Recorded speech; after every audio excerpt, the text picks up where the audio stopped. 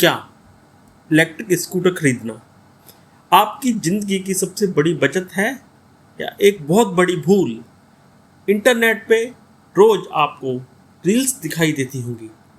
कोई कहता होगा कि ईवी से लाखों बच गए, तो कोई सर्विस सेंटर के बाहर अपनी गाड़ी में आग लगा देता है। लेकिन सच क्या है? Ground reality. जब आप शोरूम में जाते हैं तो सेल्समैन आपको केवल चमकदार फीचर्स और बड़ी बड़ी बचत की बातें बताता है, लेकिन कंपनियों के सर्विस डिपार्टमेंट में ज़मीन पर क्या होता है यह कोई नहीं बताता। आज टीवीएस और ओला जैसी बड़ी कंपनियों में ग्राउंड लेवल पर काम करने के अपने 15 से अधिक वर्षों के ऑटोमोबाइल इंजीनियरिंग अनुभव के आधार पर मैं आपको बताऊंगा जो कंपनी आपसे छुपा लेती है। स्वागत है आपका क्रेजी इलेक्ट्रिक वर्ल्ड पर। चलिए ईवी के इस चक्रव्यूह को बिल्कुल आसान भाषा में समझते हैं। बीएमएस का काम होता है बैटरी के हर एक सेल के तापमान और वोल्टेज पर नज़र रखना। जब भी कोई कंपनी लागत कम करने के लिए सस्ते या ख़राब क्वालिटी के कंपोनेंट्स का इस्तेमाल करती है, तो यह बीएमएस सही समय पर खतरे को भांप नहीं पाता और शॉर्ट सर्किट हो जाता है। लेकिन अगर आप एक स्थापित ब्रांड की गाड़ी ले रहे हैं तो सुरक्षा को लेकर डरने की ज़रूरत नहीं है। कई लोग पूछते हैं कि क्या बारिश में करंट लगने का खतरा होता है? जवाब है बिल्कुल नहीं। आज की अच्छी इलेक्ट्रिक गाड़ियों को IP67 रेटिंग मिलती है।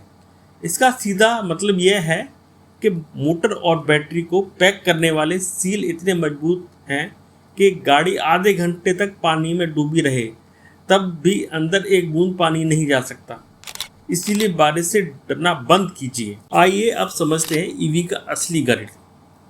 अब आते हैं उस दावे पर जिसके लिए 90% लोग ईवी खरीदते हैं, यानी पैसे बचाना। कंपनियां कहती हैं कि 15 से 20 पैसे प्रति किलोमीटर का खर्चा आता है। क्या यह सच है? तकनीकी रूप से हाँ, यह सच है। आइए एक सीधा गणित देखते हैं। अगर आपकी रोज की रनिंग 40 से 50 किलोमीटर है तो पेट्रोल स्कूटर में आप लगभग 3 से 3,500 रुपये का पेट्रोल डलवाएंगे। वहीं एक इलेक्ट्रिक स्कूटर को चार्ज करने में महीने का बिजली बिल मुश्किल से 400 से 500 रुपये आएगा। यानी आपकी हर महीने सीधे बचत 2,500 से 3,000 रुपये तक बचा रहे होंगे। लेकिन रुकिए, सिक्के का दूसरा पहलू भी है। इलेक्ट्रिक गाड़ी में कोई इंजन ऑयल नहीं बदलना पड़ता, कोई स्पार्क प्लग नहीं होता, इसलिए सर्विस का खर्च ना के बराबर होता है। पर एक बात नोट कर लीजिए, 5 से 6 साल बाद जब इस बैटरी की क्षमता 60 to 70% रह जाएगी, जिसे हम SOH भी कहते हैं, तब आपको इसे बदलना होगा। और आज के समय में एक अच्छी लिथियम बैटरी बदलने का खर्च गाड़ी के मूल कीमत का लगभग 40 से 50% होता है। तो नियम सीधा सा है, अगर आपकी रोज़ाना की रनिंग ज़्यादा है तो ईवी आपके लिए वरदान है। लेकिन अगर आपकी गाड़ी हफ्ते में सिर्फ 2 दिन चलती है तो पेट्रोल गाड़ी ही आपके लिए आर्थिक रूप से सही फैसला होगी।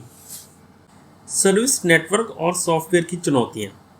एक और बात, बहुत बड़ा अंतर जो आपको समझना होगा वो है सर्विसिंग का तरीका। आपकी पेट्रोल गाड़ी में कोई खराबी आए तो आप रास्ते में किसी भी लोकल मैकेनिक के पास जाकर उसे ठीक करवा सकते हैं।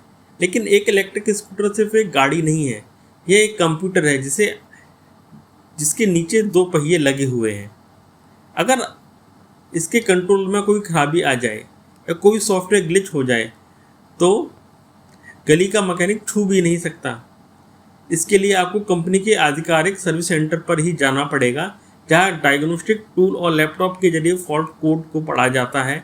और आज भारत में ईवी का सर्विस नेटवर्क बहुत तेज़ी से सुधर रहा है, लेकिन अभी भी कई छोटे शहरों में स्पेयर पार्ट मिलने में हफ्ता 10 दिन का समय लग जाता है। इसलिए गाड़ी खरीदते समय केवल उसका लुक या स्क्रीन मत देखिए, यह भी पता करिए कि आपके इलाके में उस कंपनी का सर्विस सपोर्ट कैसा है। निष्कर्ष और साथियों, इलेक्ट्रिक गाड़ियां हमारा भविष्य है और यह तकनीक हर दिन और बेहतर हो रही है। इस चैनल को शुरू करने का मेरा एकमात्र उद्देश्य यही है कि ऑटोमोबाइल इंडस्ट्री के अपने सालों के व्यवहारिक अनुभव को मैं आप तक पहुंचा सकूं, ताकि आप बिना किसी बहकावे में आए सही निर्णय ले सकें।